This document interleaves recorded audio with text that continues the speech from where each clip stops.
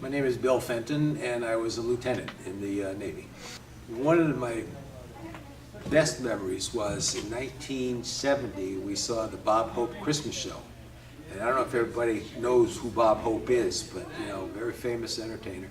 And from World War II until, I don't know, well after the Vietnam War, every Christmas he'd take a troop and for about 6 weeks travel around the world and entertain the troops.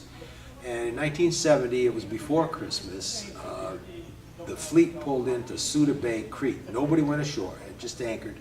And they sent launches around to pick up people from each ship, and we went to the aircraft carrier John F. Kennedy. And on the deck of the John F. Kennedy show was the Bob Hope show. Les Brown and his band of renown, Jerry Colonna. He always had, a good-looking girl, so we had Ursula Andress that year. And they had the Dingalings. They used to sing and dance on the Dean Martin television show. And Lola Falana. And we had Johnny Bench, the catcher, the baseball catcher. Bob Hope was fantastic. He was really good. And of course, at the end of every show, they'd sing Silent Night. The whole troop would sing it, and that was really memorable. Another, I guess my second most memorable thing is that same year, for the holidays, the Navy chartered several 747s. And they flew dependents over, and we stayed in Athens for the holidays. They flew dependents over, and that wasn't free, you had to pay, but it was dirt cheap.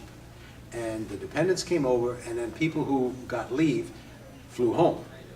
And so I had leave and flew home, and they took us into Virginia Beach, Norfolk. And you had to get home to New London your own way, so we did that. And there was myself, I was the engineer, and then there was another guy who was the ship's navigator. And I had plane tickets to get down to Norfolk for the trip back. And he said, don't do that, don't worry about that. We're going to go to Quonset Point, we'll catch a military hop down there. Okay, so I let my tickets go.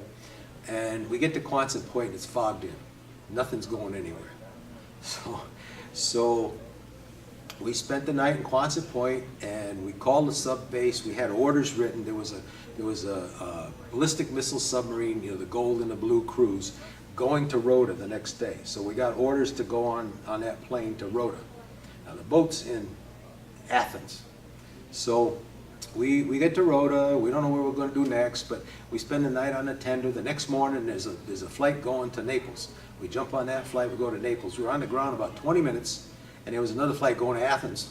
So we basically hitchhiked halfway around the world. And we got to Athens, and this is around 6 o'clock at night. There's this trailer with a naval attaché there, and we go there, and he said, oh no, the bank pulled out this morning at 8 o'clock with the rest of the fleet. We'll helicopter you up to the carrier, and the next time they're together, they can transfer you over. I said to the other guy, I said, let's just get down to the pier and make sure. So we got a cab, and it's in Piraeus, which is a port of Athens. It's a ways away. We go down there. There's the bang. It's the maneuvering watch is set. The line handlers are on deck with their life jackets on. The engines are running, and we come running down the brow, and they had waited for us. Well, the captain didn't want to go to sea without an engineer and a navigator, and he was a good guy. He was a really good captain. Never said a word. I thought we were going to be in big trouble. He never said a word.